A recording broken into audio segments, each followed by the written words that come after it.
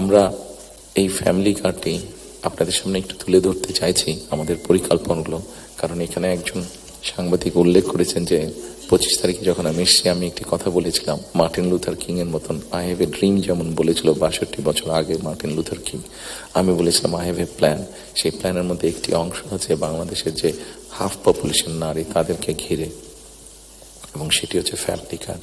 Family কার্ডের মাধ্যমে it's not যে একটা ফ্যামিলি কার্ড যে নারী পাবে সেটি সে সারা জীবন পাবে। একজন গৃহিণী বা একজন হাউস ওয়াইফ যে পাবেন কার্ডটা সারা জীবনের জন্য না, আমরা 5 থেকে 7 বছর দেবো। এই 5 থেকে 7 বছর তাকে আমরা একটা সাপোর্ট দেওয়ার চেষ্টা করবো। সেটা টাকার হিসাবে হতে পারে অথবা এসেনশিয়াল ফুড আইটেমের হিসাবে হতে পারে।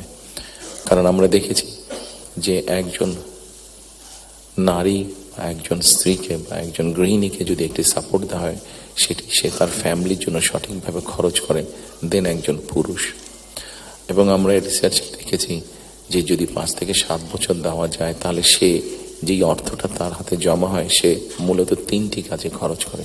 প্রথমত তার স্বাস্থ্যের পেছনে, দ্বিতীয়ত তার ফ্যামিলির ছেলে মেয়েদের শিক্ষার পিছনে, তৃতীয়ত সে যে অর্থটা জমা করতে পারে সেটি সে ছোট ছোটভাবে ইনভেস্ট করে। খুব স্বাভাবিকভাবে এইভাবে যখন সে ইনভেস্ট করা ধরবে, স্বাভাবিকভাবে তার গ্রামের লোকাল ইকোনমিটা স্ট্রেংথেন হবে, তার উপজেলার ইকোনমিটা স্ট্রেংথেন হবে, তার জেলার ইকোনমিটা স্ট্রেংথেন হবে, তার পরিবারটা শিক্ষিত এবং তার পরিবারটা যদি হেলদি হয়, এভাবে পুরো গ্রামটা হবে, এভাবে পুরো উপজেলাটা হবে, এভাবে পুরো জেলাটা, বিভাগ, একসময় গিয়ে দেশটা হবে।